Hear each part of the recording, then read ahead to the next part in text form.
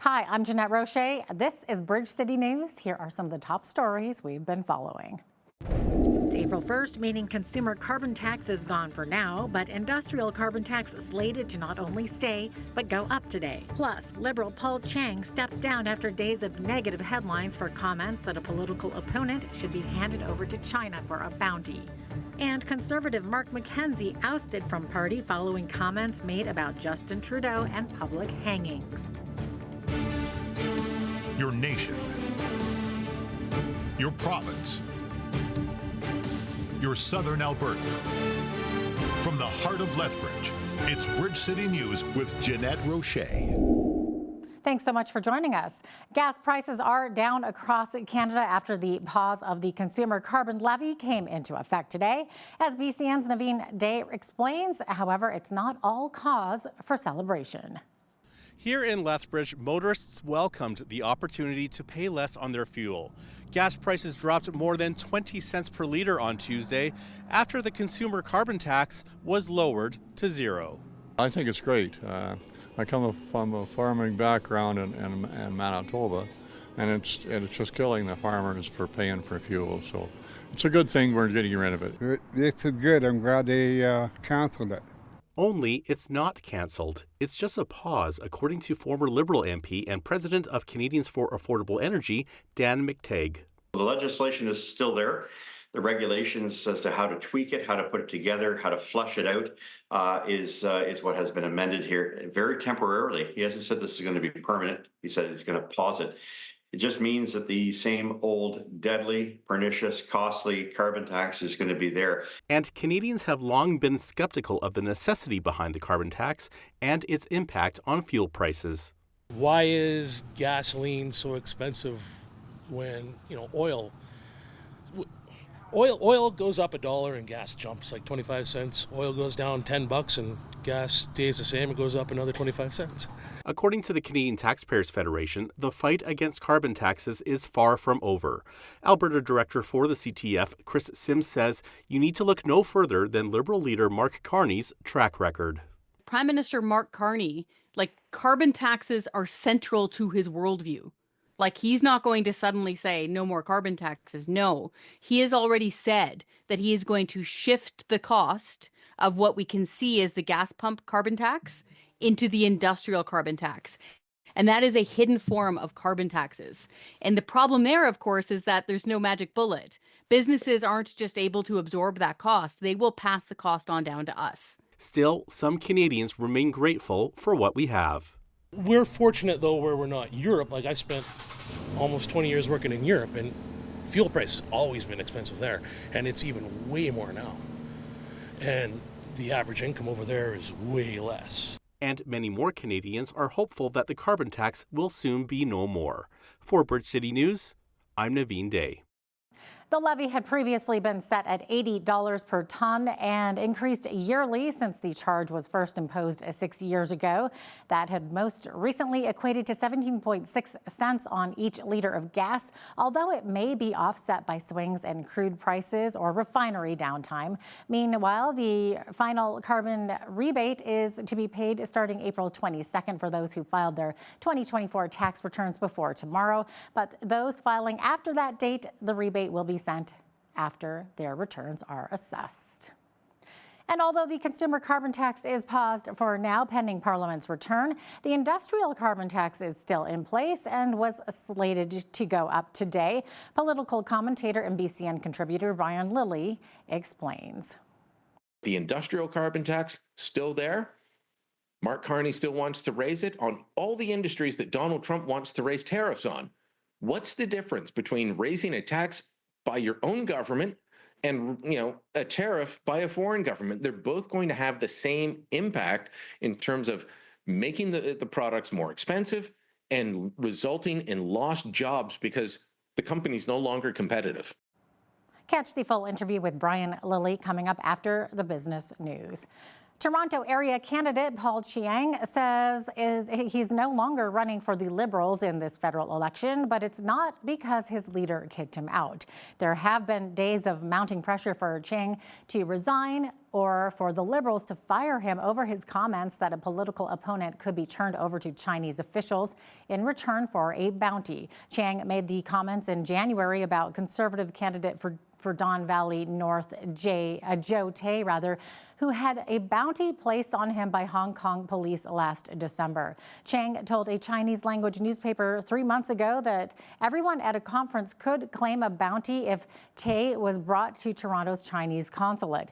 Tay is among 6 overseas activists targeted by Hong Kong police, which in December announced a bounty of about $180,000 for information leading to his arrest. But when pressed about this at a news conference on Monday, Liberal leader Mark Carney had this to say. Mr. Chiang has apologized for his comments. It's a lapse of judgment. He apologized for he's apologized for his comments. He's apologized directly to me. He's apologized directly to the individual. He has a long record of service. He's going to continue his candidacy. Chiang dropped out of the race just before midnight last night, just hours after the RCMP told the media it's looking into whether Chiang broke the law. Meanwhile, the Conservatives have dropped Windsor, Ontario's Mark McKenzie over comments he made about the death penalty, which included what he said were jokes about the former Prime Minister. McKenzie was a Windsor-Tecumseh Lakeshore candidate and city councillor, and before he was a politician, expressed support for the death penalty. His comments were made in a February 2022 podcast and included then Prime Minister Justin Trudeau on a list of people who should be executed.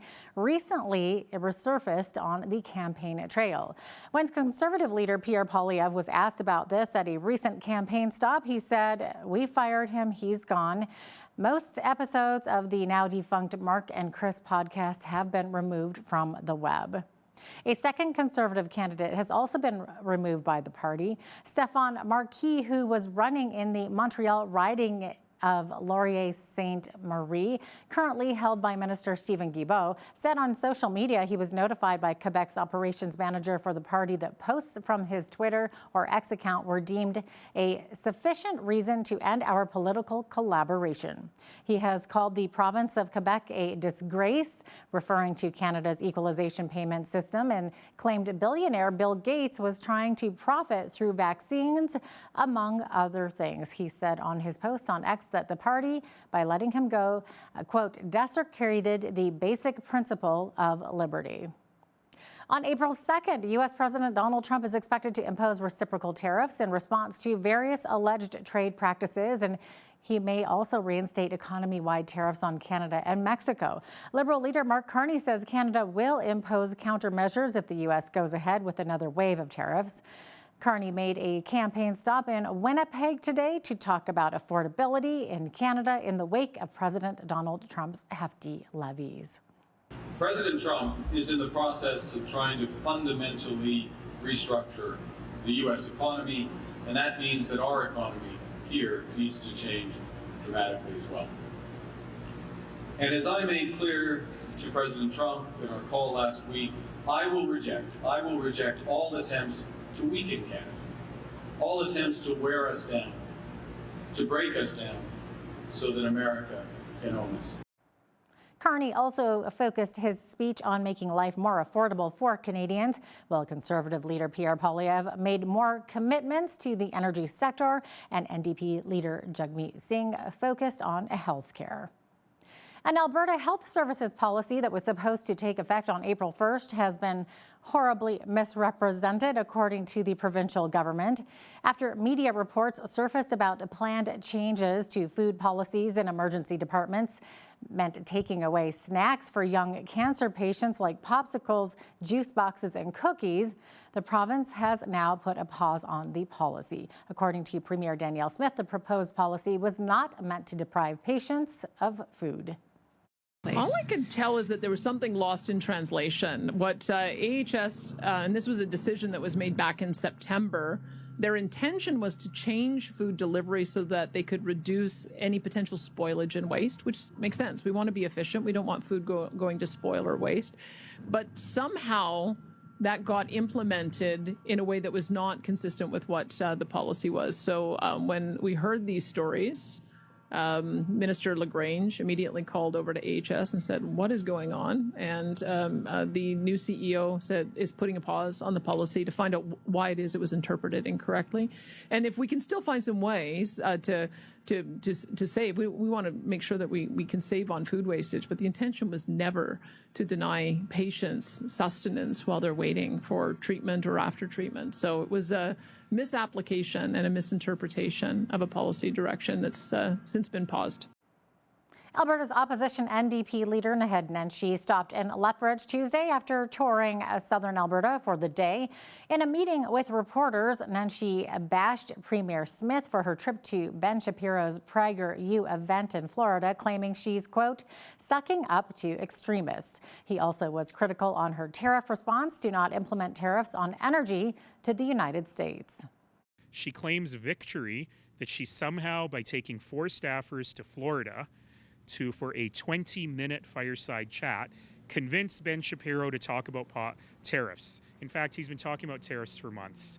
He already thinks that tariffs are a bad idea because he thinks Canada should be annexed, because he thinks Canada is a silly country that should be the 51st state. This is who the Premier hangs out with. When you look at Doug Ford, he knows how to bare his teeth in a negotiation. He knew how to say, hey, we're going to cut off electricity to the U.S. He never did cut off electricity to the U.S., but he got a call from Commerce Secretary Howard Lutnick that day. And sure enough, the next day, the tariffs were delayed by a month. The Premier, on the other hand, says, instead of showing my teeth, I'm just going to roll over for you. And this is no way to negotiate with a guy like Donald Trump. You know, he wrote a book called The Art of the Deal. I suggest the Premier read it. The full interview with Alberta NDP leader Naheed Nenshi can be found on our BCN YouTube page or website at bridgecitynews.ca. As the countdown to the federal election now lies within the month, candidates for the Lethbridge riding will be preparing for multiple debate opportunities in the coming weeks. One of the candidates in the running is Green Party's Amber Murray, who sat down with BCN's Landon Hickok to present her campaign and top priorities. Take a look. And sort of talking about those issues that we're facing both in southern Alberta and with Canadians. What are some of those top priorities that you are wanting to tackle the most, that you see as the main issues facing Lethbridgians right now? Well, first of all, there's the sovereignty issue, and there is the issue with the United States. And I think that is scaring a lot of people. That's what I've heard from talking with folks, is that people are scared. They, particularly down here where we're so close to the border, where our economy is so tied up with businesses across the border, where our agri-food and our agricultural sectors are tied so close. So that's a huge concern. The second issue, obviously for me, the reason why I stood up for the Greens is because of the water, because of the concerns around the modernization of the coal policy here in Alberta, the fact that so many people do not want anything to do with it, and that we have 2 existing mines that are nearby that are polluting the watershed, and they are causing extreme problems for people who need to drink water, just regular water users who don't get to enter into this conversation, by the way. It's only industry. Politics and industry are deciding what we're going to do with our water. So that's the second.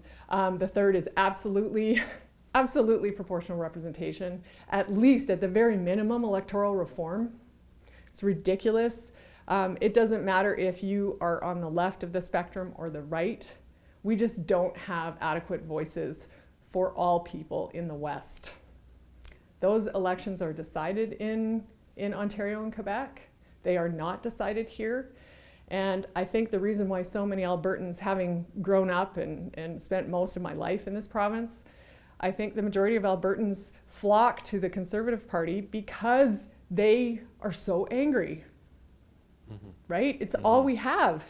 So until we get electoral reform, which was promised by the Liberals in 2015, I don't see how the West will ever be anything but angry. You can watch the full interview with BCN's Landon Hickok and Green Party candidate Amber Murray as they discuss further topics on energy, trade, and the environment on our BCN YouTube and website at bridgecitynews.ca. Lethbridge Police provided an update in relation to a high-risk incident on Monday at a residence along 5th Avenue North near Emmanuel Christian Elementary School. BCN on the scene captured what appeared to be police confronting a woman at 2139 5th Avenue North. A tactical team was later deployed. On Monday evening, LPS released an update stating that shortly before 8 p.m., the woman was safely taken into custody. It is unclear what factors are behind the incident, but police have named the matter a mental health issue and will not release any further details. Lethbridge Police Service, along with Alberta sheriffs, visited the city's schools to educate students about pedestrian safety, culminating a month-long pedestrian safety enforcement project. The strategy, implemented in March, engaged with nearly 300 parents and students, issued 16 tickets, delivered warnings to drivers, and gave traffic safety tips.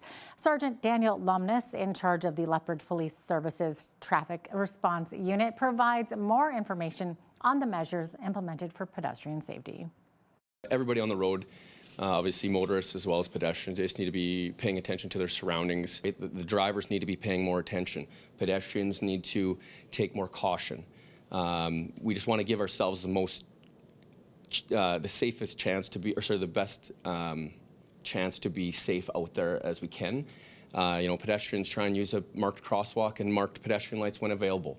If there's an intersection where you're crossing and there is none of that stuff, take extra caution. Something we needed to do as a police service to just bring awareness to everybody throughout the city is, as a part of the traffic unit, we do, like to attend our school and playground zones at those peak times. Currently, we are working on more than 20 intersections which were identified to be top collision intersections, and we have a consultant from Vancouver helping us in identifying the problems and then coming up with solutions. And those solutions will go for engineering improvements, either in operational programs or in capital programs. Or we also have some temporary measures we use in summer only, like speed humps. And recently we acquired 20 speed feedback signs. You see when you go to a place, your speed is so-and-so. So we have 5 of them in the city now. We acquired 20 more. Officials say the city of Lethbridge has a transportation plan called Vision Zero to reduce serious injuries and deaths to zero by 2040. Well, April Fool's Day was celebrated today, and it was a day filled with humor, practical jokes, and elaborate hoaxes. There are plenty of theories about where this day of pranks and hoaxes started. It's not clear exactly which one might be true, because that in itself might be an April Fool's joke.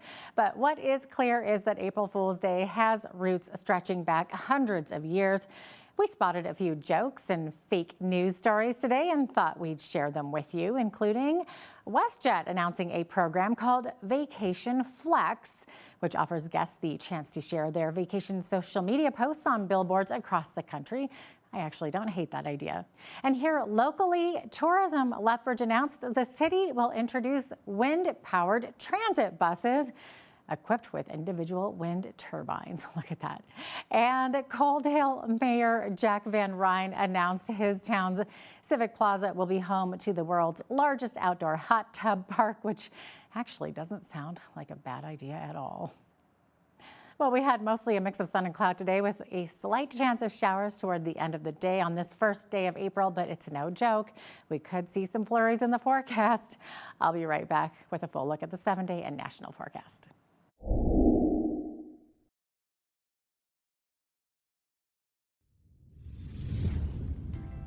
Welcome back. Well, I wish I could tell you that all of these flurries in the forecast are an April Fool's joke, but nope, this is actually the forecast for this first week of April. We will be seeing a slight chance of flurries tonight, overnight, 30% chance. And then as we get into Wednesday, also that 30% chance of flurries, high of 0 only. Same thing on Thursday, seeing snow on Thursday night, snow Wednesday night. So right through Thursday evening, basically, with only that high of 0. As we get into Friday, that's where we get back to the pluses. High high of 6 degrees. Nice clear skies on Friday. And then look at that weekend. What is happening? We're dipping down, we're going back up. It's like a roller coaster. So we're seeing that high of 12 degrees on Saturday. Add a whole lot of degrees to that. For Sunday, we're seeing high of 22 on Sunday. And then to round out that lovely 7-day forecast, clear skies on Monday with a high of 23 degrees. So we're going to be going from skiing to bikinis all within 1 week, it feels like, especially if you have a deck right in the sun in your backyard like I do. Oh, it gets so warm out there. Average high for this time of year, 10 degrees, average low, -3. The record high on this day was 19 degrees back in 1966. 1977, we had a chilly -22 on this day. Sun rose this morning at 7:09. Sun set this evening at 8:03 p.m., giving us 4 minutes longer of a day than we saw yesterday. So just under 13 minutes, 12 hours and 54 minutes of daylight today. A bit of a rainy one on the west coast tomorrow, so 30% chance of showers in both Victoria and Vancouver. 9 degrees Victoria, 11 for the high in Vancouver. Edmonton seeing a high of 1 degree after flurries and showers tonight, clearing skies tomorrow. Calgary seeing light periods of snow, -1 for the high there. Looking to the rest of the prairies here, looking at Saskatchewan, -1 for the expected high, 30% chance of flurries. Mix of sun and cloud in Regina, high of 3 and 2 degrees for the expected high tomorrow. And Winnipeg also a 30% chance of flurries there. Looking to Toronto, we're seeing 40% chance of flurries in the morning. By the afternoon, we're seeing rain and also risks of freezing rain there, 3 degrees for the expected high. -1 in Ottawa, seeing a chance of flurries there, and a mix of sun and cloud in Montreal, high of 1 degree. As we look to Atlantic Canada, much less precipitation, a little bit more clear skies out here. 1 for the high in Fredericton, 2 in Halifax, -1 the expected high in Charlottetown tomorrow, up to 60 kilometer per hour winds though. And in St. John's, a high of 2, mix of sun and cloud, could also see close to 60K winds there as well. So there you have it. That is your forecast. Well, after the Hudson's Bay's exit, Canadian malls will have room to make some innovative changes at vacant stores. Apartments, health centers, and even pickleball courts may be coming to your local mall after the Bay departs. Kate Camanzuli, Vice President of Retail at commercial real estate company CBRE, explains. I think it's a massive opportunity for landlords to reinvent their centers. It may take a bit of time, but I think it's a huge positive because this is the last large format piece of space that will be and is available in the Canadian marketplace. And there might be a lot of space and there might be 2 floors, but at the end of the day, over time, getting creative, looking at international, looking at homegrown ability to grow into new retail, I think that this will be a win for them. Also, you've got a lot of growth on the residential side. Like if you look at Carrefour Laval right now, they're doing a redevelopment in the old Sears box. I haven't seen those numbers, but one, I think that that's probably much more beneficial for the center than having a department store. And 2, they're adding density, they're making it more of a community. And I believe that that is a better win for the shopping center than having a bit of a big box that has crickets going through it. And now here's a look at today's markets. The TSX was up 115 points on the day to finish at 25,033. The Dow was down 11 points to 41,989. The S&P 500 was up 21 points to 5,633. And the Nasdaq was up 150 points to 17,449. West Texas Intermediate oil was down 35 cents to 71.12 US per barrel. Natural gas was down 16 cents to 3.94 US. Gold was down 6.16 to 31.1435 US an ounce. Silver was down 35 cents to 33.68 US an ounce. Feed wheat is at $8.57 per bushel, barley is at $6.64, canola is at $14.15, and corn is at $8.02. Looking at April's livestock contracts, live cattle was up $1.32 to $209.12. Feeder cattle were up $1.82 to $288.27, and lean hogs were down 35 cents to $87.37. And the Canadian dollar was even over the past 24 hours at $69.90 US.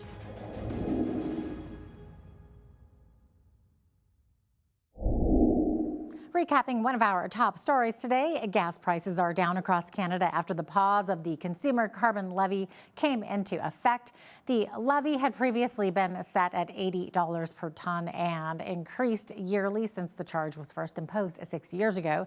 That had most recently equated to 17.6 cents on each liter of gas. Now, although the consumer carbon tax has been lowered to 0%, Kearney's industrial tax remains. Toronto Sun columnist Brian Lilly explains its impact on businesses and much more coming up after the break. Also, when you see news happening in your community, be sure to send us an email at info@bridgecitynews.ca. You can also check out our website or YouTube page anytime for more of our stories and interviews.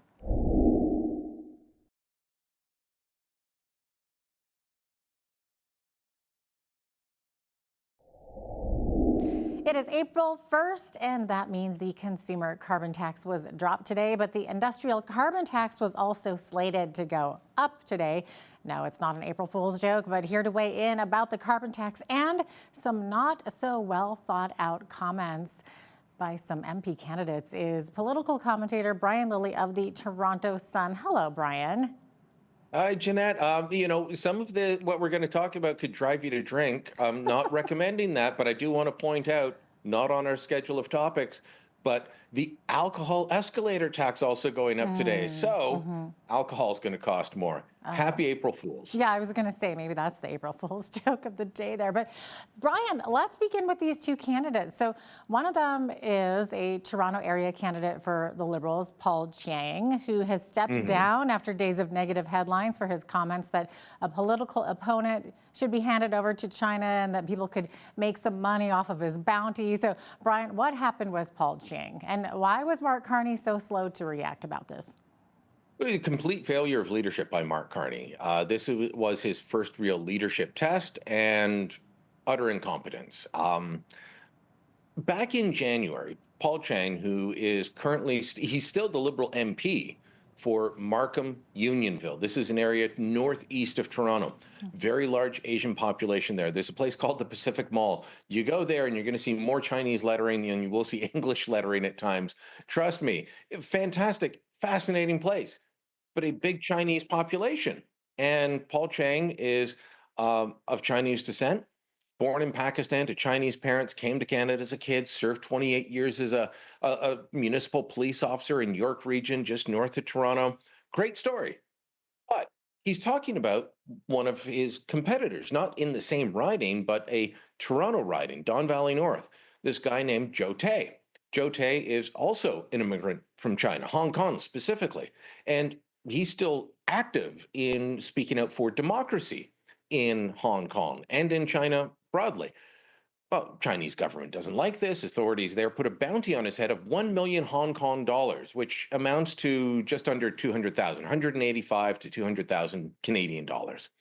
And Paul Chiang is out at an event in January speaking to Chinese language media, and he tells them all, you could go and take Joe Tay to the Chinese consulate in Toronto and collect the bounty money of 1 million Hong Kong dollars. He basically encouraged people to kidnap his political rival and hand them over to an authoritarian regime that would definitely jail him, possibly kill him. And this broke. So, as I said, the comments were in Chinese in January. Most English-speaking Canadians didn't hear about them. Right. Come Friday, the Toronto Association for Democracy in China puts out a news release saying, look, there's still Chinese foreign interference going on. Here's what the guy said. Here's what it is translated into English. Here's why this is a problem. I mean, we can all just look at the comments and say, that's a problem. Advocating that people take your political rival and hand them over to an authoritarian dictatorship is absolutely abhorrent. It was sometime, Paul Chiang did not deny the comments. He put out an apology. He later apologized to Joe Tay. But Mark Carney didn't fire him.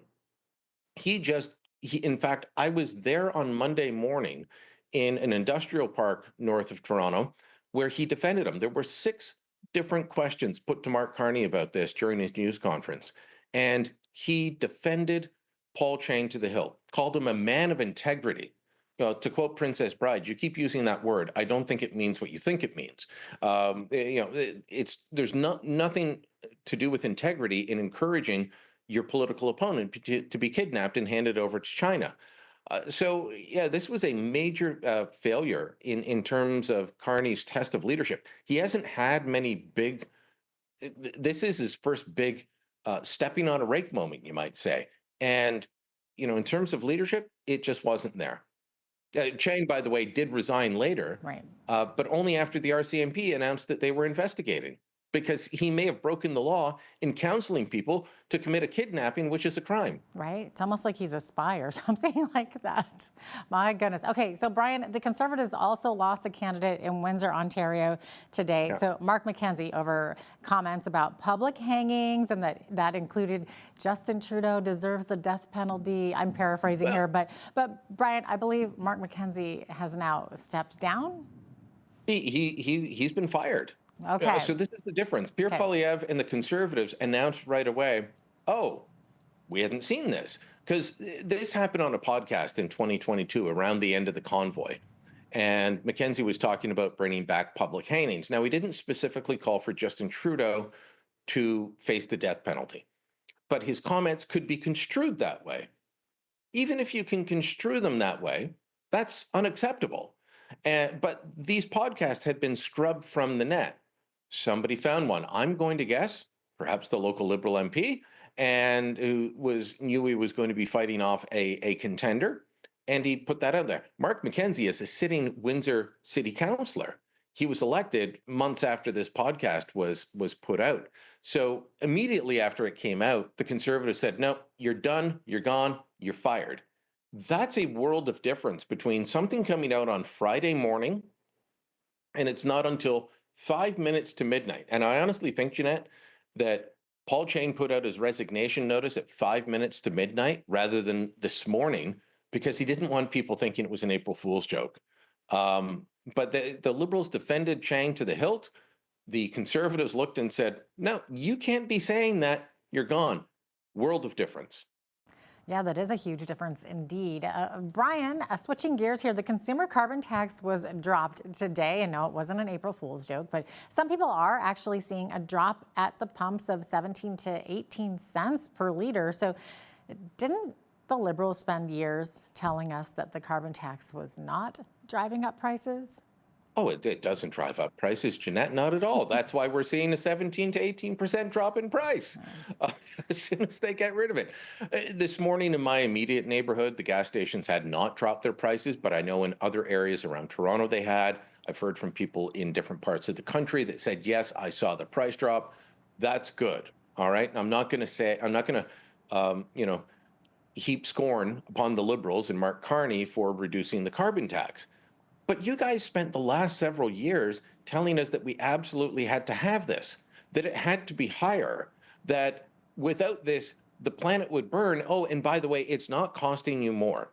Now, think about this, that the gas that we all buy, the diesel that we all buy, well, the commercial trucks buy that too, and they use that to transport the goods. So if you're going to see a 17 to 18 cent drop per liter, are you telling me that that's not going to reduce the cost of food or of clothing or of anything else sent by truck? This has been Pierre Poilievre's argument for years, and the Liberals said, you're wrong, you're lying to Canadians, you're spreading misinformation and disinformation. Now they're standing behind Mark Carney and applauding this. These guys have no principles. Or wait, they've got some principles, but if you don't like them, hold on, they'll go back here and let me find some more. I've got some more back here for you. This just shows how craven they are in wanting to hold on to power at all forms. I applaud the fact that it's down, but the industrial carbon tax still there. Mark Carney still wants to raise it on all the industries that Donald Trump wants to raise tariffs on. What's the difference between raising a tax by your own government and a tariff by a foreign government? They're both going to have the same impact in terms of making the products more expensive and resulting in lost jobs because the company's no longer competitive.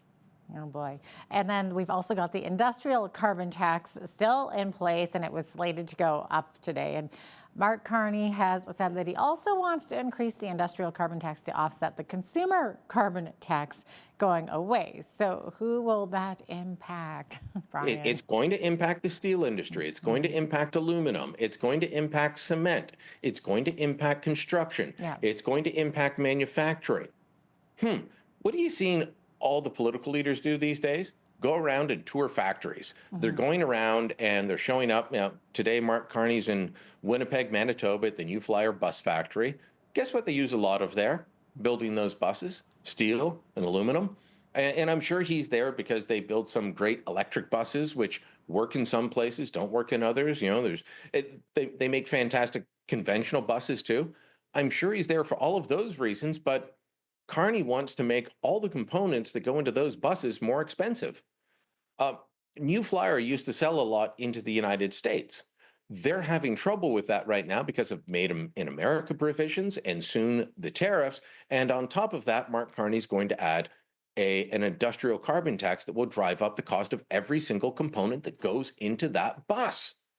Don't tell me that this is not going to be a major impact on companies. And yet he's trying to do that. And if you look at the polling, an awful lot of Canadians are believing it because they say, well, he's an economist. He must know what he's talking about. Economists can be fools as well. And Mark Carney has some very foolish policies. This is one of them. Now, Pierre Poilievre promised to repeal Bill C-69 today as well. And then Mark Carney is saying that he definitely won't. And then we've got oil and gas being front and center of the campaign trail. But Brian, both leaders are talking about building national corridors. But what's the difference between the two? So they're both talking about building corridors for infrastructure. Pierre Poilievre is specifically talking about building one that would carry energy infrastructure, like pipelines. Conspicuously absent from Mark Carney's discussion of this is pipelines, which doesn't mean that he wouldn't always say no to a pipeline. You know, some people have suggested to me, oh, no, he will. Okay, why doesn't he talk about pipelines?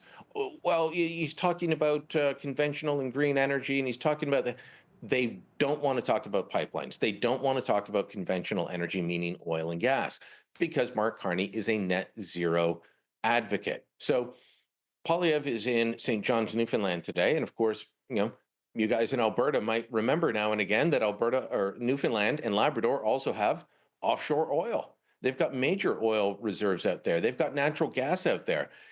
Poilievre was not only saying that he would back the Newfoundland government's desired plan to double oil and gas output, which of course Stephen Guilbeault, when he was environment minister, opposed.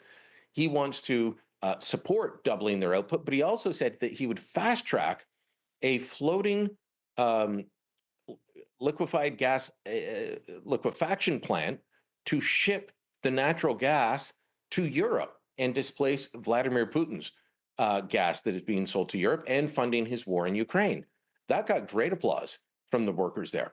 And during that same announcement said that as part of his national energy and infrastructure corridor, he would repeal Bill C-69, which is described in Alberta as the No More Pipelines Bill, but in BC it might be described as the No More Mining Bill. Same in Ontario. Ontario and Quebec and BC might also call it the No More Forestry Bill. It impacts every aspect of natural resource extraction, which is why every provincial government of all political stripes, Liberal, New Democrat, and conservative-oriented governments challenged it and backed Alberta's challenge in the Supreme Court and won. But the Liberals don't want to acknowledge that Supreme Court reference case. They want to keep acting like it's there. Carney was asked straight up, will you repeal Bill C-69? And the answer was no, absolutely not. He would not do it. He thinks that this is part of protecting the environment. Pierre Poilievre said, look, we can protect the environment. Who doesn't want a clean environment? But we can also do it while dealing with the resources that we have, extracting them, harvesting them, becoming the richest country in the world because of them, and doing it quickly while still protecting the environment. There are ways to do that. Mark Carney and the Liberals have taken us to a point where getting a mine built because of the duplication of environmental assessments and the environmental regulations imposed by the Liberal government, it can take 17 years to get a mine built.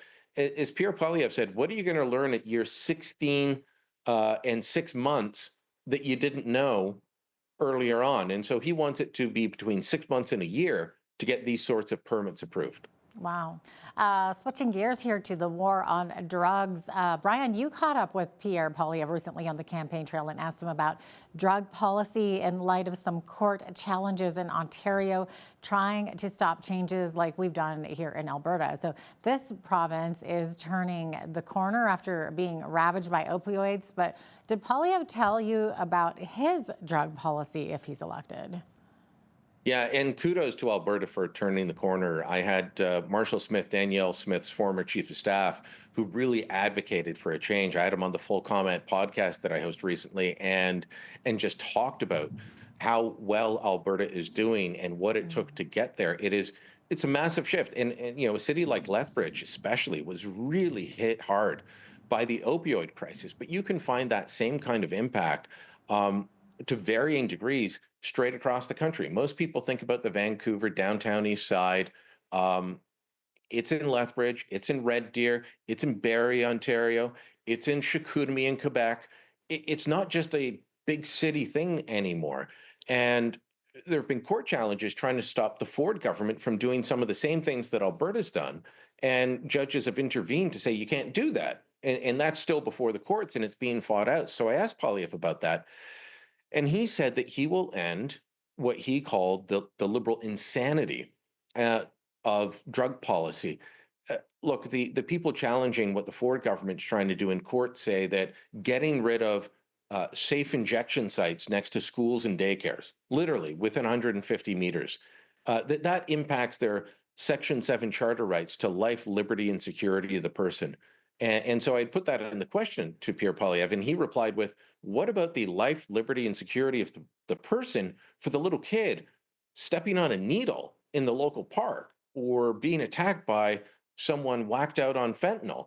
These are all things that we've got to consider as well. So he's saying he will end the liberal policy that has been there, and said that Mark Carney wouldn't, and pointed to a couple of people around him, former Vancouver Mayor Gregor Robertson, nicknamed Mayor Moonbeam when he was in power. He oversaw both the rapid increase in the price of housing in Vancouver, he was mayor during that time, and the incredible increase in opioid overdose. He was all part of that as the city adopted his far left policies. And here in Toronto, Carney's got Nathaniel Erskine Smith, who he's got as his housing minister, who has an incredibly radical policy on drugs that is now being rejected elsewhere. So is Mark Carney going to fix the drug crisis, the opioid crisis that's there? Probably not. You'll get more of the policies that have led to this while telling you it will fix things. And meanwhile, opioid overdose deaths will continue to go up. Well, we are unfortunately out of time here, but political commentator Brian Lilley of the Toronto Sun, thanks so much for joining us today. Appreciate having you on again. Thank you.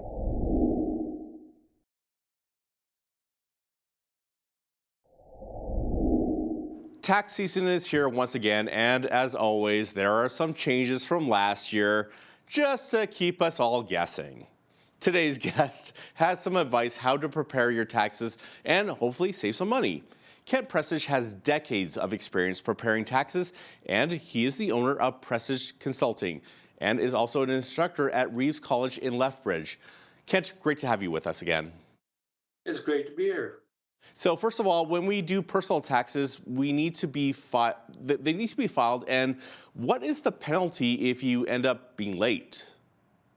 Well, if you don't owe any money, and that's about 80% of the people don't owe any money, but if you do owe money and you're late filing, it's a 5% penalty right away.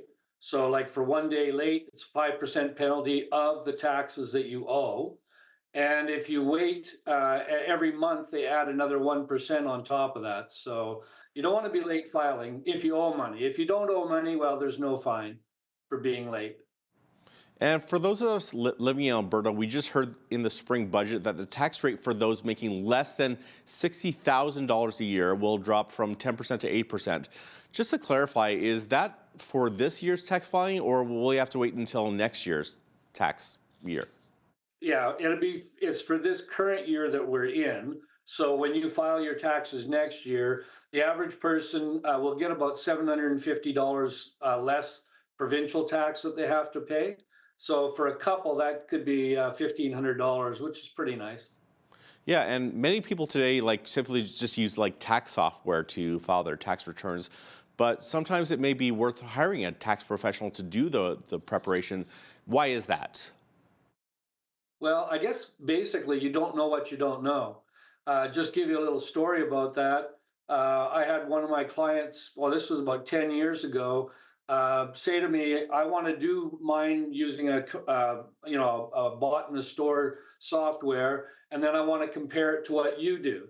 So I said, okay, go ahead. He filed his taxes. Then he gave me the same information, and I filed, or I filled it all out and did all the work, and I got him $1,500 back more than what he got back himself. Now, the reason was he didn't know what he could use for deductions, and I did. So in that case, like I said, you don't know what you don't know. And in his case, I mean, he was still going to get money back, but he got a lot more money back by using a professional. So what are some of these like commonly overlooked deductions? Well, in his case, he was a pastor, so there was a lot of different deductions that he had overlooked. He had picked up on the clergy allowance or housing allowance, but he had missed a number of other deductions that he could get for mileage and things like that. So, and that was what he had missed. Now, what are some of the most common things that people miss? Well, there's so many I can't even begin to talk about what people miss. I mean, even sometimes on T4s when corporations are filling out the T4 for their employees, sometimes they make mistakes on them too. The most common mistake is on the amount that for CPP and EI. So even businesses make mistakes. So. And there was quite a bit of pushback this last year when the federal government announced it would be raising the inclusion rate on taxes for capital gains in excess of $250,000 for individuals, as well as for capital gains realized by corporations and most trusts. Is that still the case, or did the government back off on that? Well, of course, during the Liberal leadership campaign, a number of the people that were running said that they were going to go back on that and not do it. Carney, who won, he has said that he's going to completely back away from it. What the party did, or what the government did in the meantime, was they set it aside for a year. And as soon as Carney gets in, he's promised that he's going to backtrack on that tax. So, and I'm happy about that. I think I don't believe in taxing the population any more than you have to. So. Definitely, that's the case in Canada right now.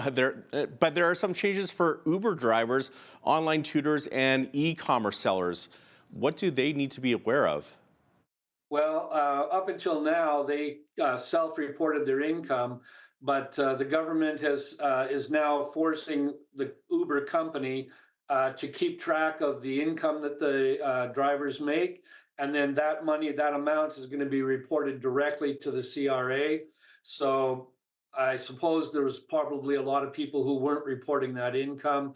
Now you won't be able to not report the income. It'll go straight to the CRA, and you won't be able to, you have to report it anyways. But if you're like an Uber driver, or say like you're like a food courier, like for like Just Eat or Skip the Dishes or DoorDash, like aren't you considered self-employed and you would have to self-report anyways? Yes, but they found that too many people were cheating. So that now that information goes directly to the government on the income side. Of course, you'll still have your expenses that you'll have to report and stuff too. But on the income side, the government's making sure that nobody's hiding their income. Gotcha. Okay, and I'm told that one tax credit that is often overlooked is the disability tax credits that families can claim for children if they qualify. Can you explain how that works? Yeah, the disability tax credit is actually a very valuable credit. You can get $9,872 for a person. and if they're a child under 18, you can get an extra $5,788. The key though is that you have to fill out a form. It's a T2201 form. You have to fill that out before you file your taxes, and then it has to be filled out by a doctor. So you have to be quite disabled. It's not something that you're going to get, if you're just slightly disabled. You have to be quite impaired to qualify for it. But if you qualify for it, it is a great credit. And if you have been taking care of somebody for the last 10 years and you didn't claim it, you can claim it back for 10 years. So it could be a substantial amount of money. I've had clients that have got back in excess of $30,000-$40,000. Wow. So it's well worth it if you qualify. Qualifying is not easy though. Like I said, and the form that I'm talking about, it's not a 2-page form. It's like a small book, and it has to be filled out by a doctor. And then it has to be approved by the government on top of that. And I understand that there is an opportunity for first-time home buyers with the FHSA, the First Home Savings Account, to save up for a down payment. Are there potential tax implications when you buy or sell a home? Yeah, well, this is a program that's been brought in.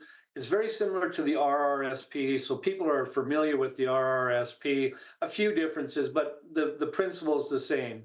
You put away money, they give you a tax break when you put it away, so you're putting away before tax dollars.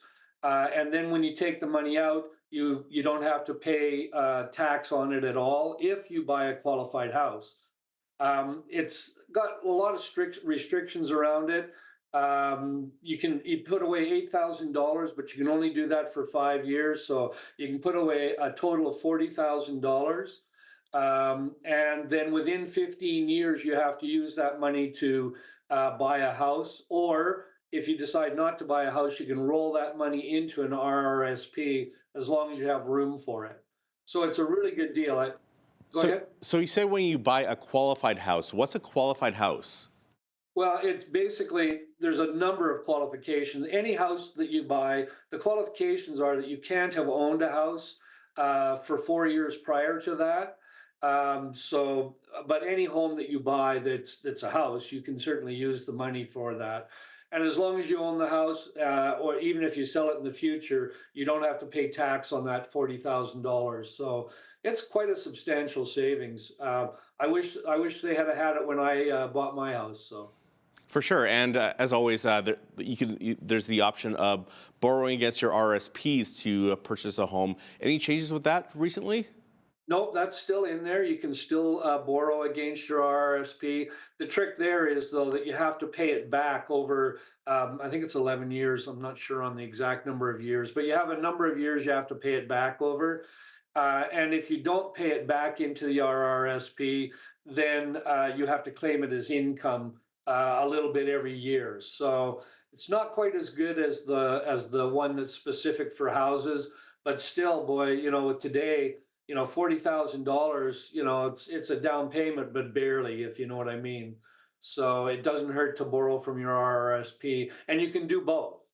You can have the home product as well as borrow from your RRSP. So, and again, the more money you pay down, the less interest you pay. And when I was going to school, they used to call compound interest the eighth wonder of the world. It can either work for you or against you. I prefer having it work for me, so I like to save money, and then pay as little of interest as possible. Now, you said that the majority of your clients get tax refunds, and these clients are Christians, and you said that it's because of charitable tax donations. So let's talk about that. How beneficial is this, and how much would it save you on your taxes? Well, it can be very beneficial, actually. The only one that's maybe a little bit better is if you give to a political party. The politicians take care of themselves, right?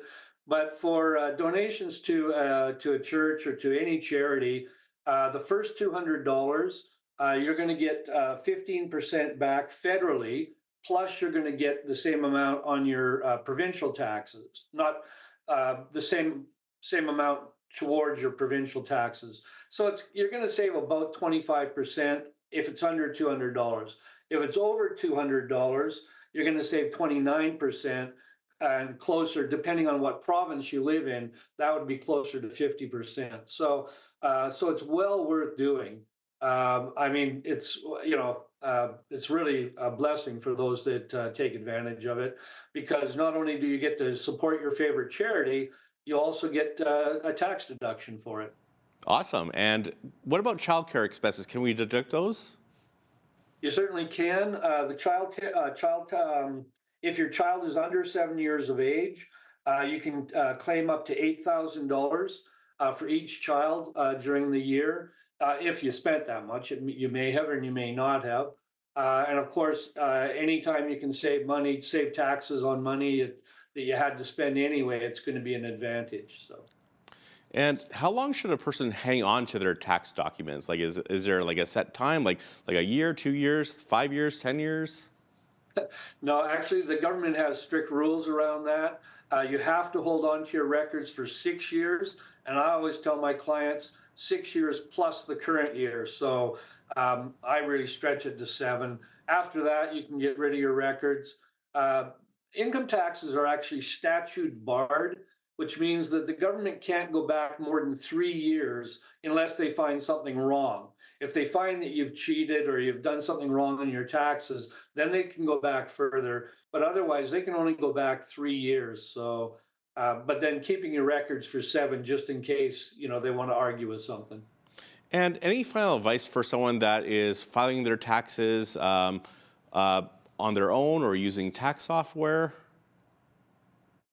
Well, make sure you don't miss any slips. Probably the biggest corrections or adjustments that I have to make is somebody comes in later with a slip that they hadn't received yet.